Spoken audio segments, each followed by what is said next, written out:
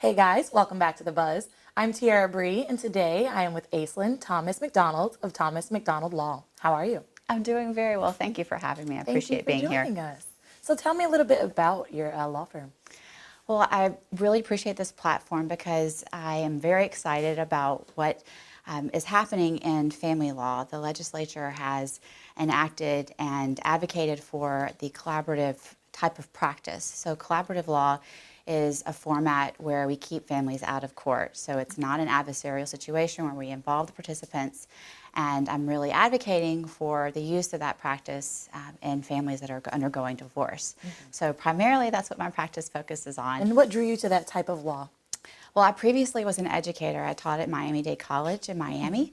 My family and I relocated to Jacksonville 2 years ago, but previously I had gone back to school as a second career and reincarnated myself into family law.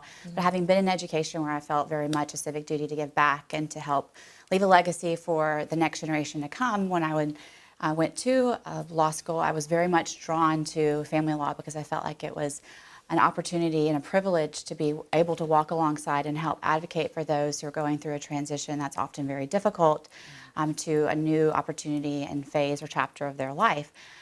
So I began practicing in family law, and I saw that the litigious nature of divorce law is very damaging for families, especially those with young children. And a lot of times it's promulgated by the divorce attorneys. So I was very much drawn to the initiative by the Collaborative Family Law Institute in South Florida to look for more peaceful means to the dissolution of marriage and to help the parties and the participants to have more meaningful, productive relationships, especially with their children, after the divorce is finalized. And even though it's going in a good direction, what is the most challenging part of family law to you? I think the most challenging part is for families to recognize a need for mental health advisors going through that process.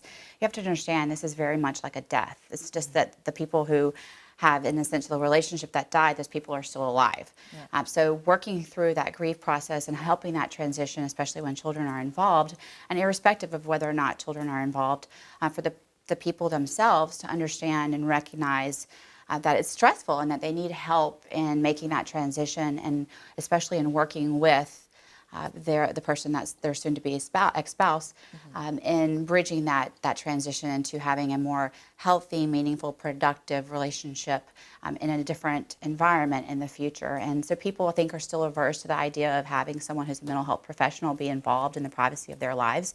But so oftentimes it's so important and helpful because the people who've had conflicts that cause the divorce still have to co-parent when there are children involved. And so understanding that there's someone that can be not just a referee, but a counselor and an advocate for them to help work through conflicts and difficulties that are sure to come after that transition is crucial and integral, and I think it's so beneficial for the participants if they're open and receptive to it. So it's kind of changing that paradigm shift where people see that there's nothing wrong with having mental health professionals, and I certainly can attest that it's, all of us could benefit from such expertise.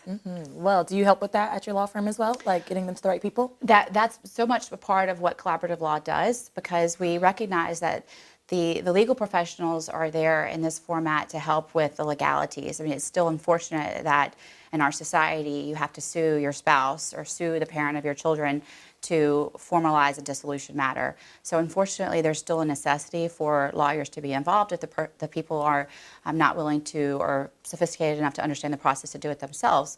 So then we direct them to the professionals that can help with their financial means, with the mental health, with the guardian, with the children's needs. And so there's a collaborative group so that each family is not only just informed of the process, but they're engaged and involved in the process, and they're being directed to those who can best help them with the specific needs to formulate a plan that's unique for their own family's particular needs. Exactly. Well, Aislynn, if somebody does want to contact you and they do need your help, how can they reach you?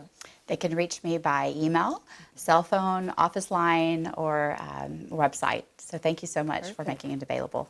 And thank you for joining us. Thank you. Thank you all for tuning in. We'll see you next time at The Buzz.